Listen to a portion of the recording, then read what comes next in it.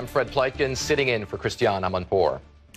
It was a real-life drama on the high seas. The Greenpeace ship Arctic Sunrise sailed to the Arctic Sea this September, headed to the Russian state-owned oil platform Prirazlomnaya.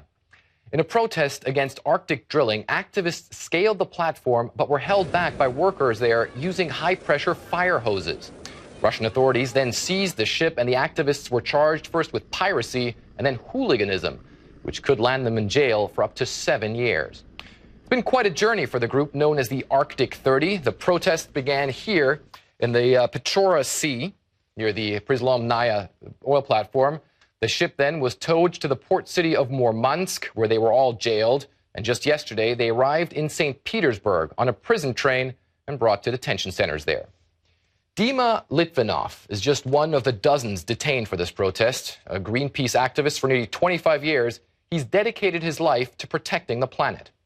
Dima was reportedly been kept in very harsh conditions and has had minimal contact with his family, including his sister, Lara Litvinov, who joins me now from Los Angeles.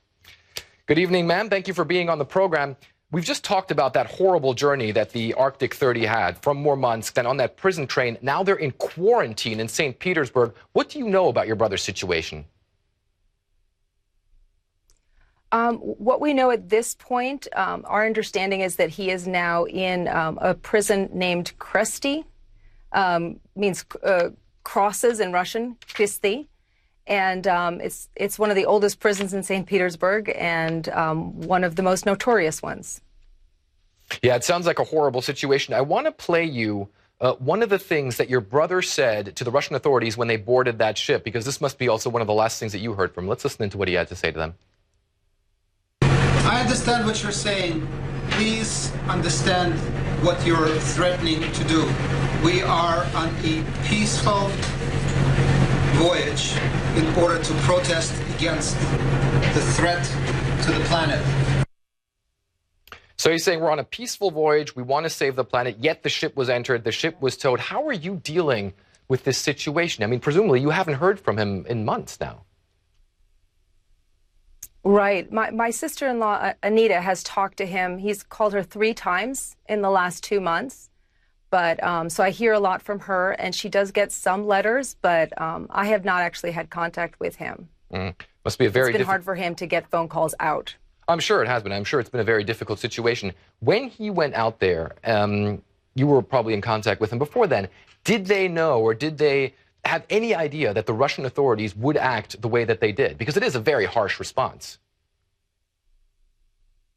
It is a very harsh response.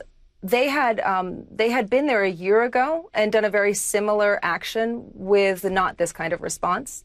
So I don't think anybody expected kind of this extremely disproportionate response to this action, to a peaceful action.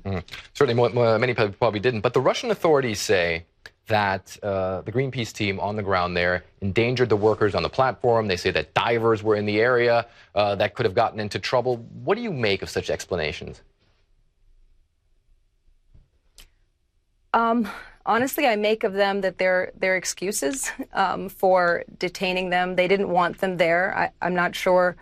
A year ago, like I said, it was just fine, them being there and being detained for maybe a couple of minutes. But this time they're saying that they're trying to find some reason to detain them so that they can continue drilling in the Arctic is what I make of it. Your family has a history of getting in trouble with both the Soviet and the Russian authorities. Your father, Pavel, was sent to Siberia for criticizing the Soviet military for moving into Prague in 1968. And your grandfather, Lev Kopelev, who's one of the great human rights activists of the last century, was jailed for shielding the German civilian populations from atrocities by the Soviet military. Did you or your family and your father ever think that any members of your family could get into such trouble in the year 2013?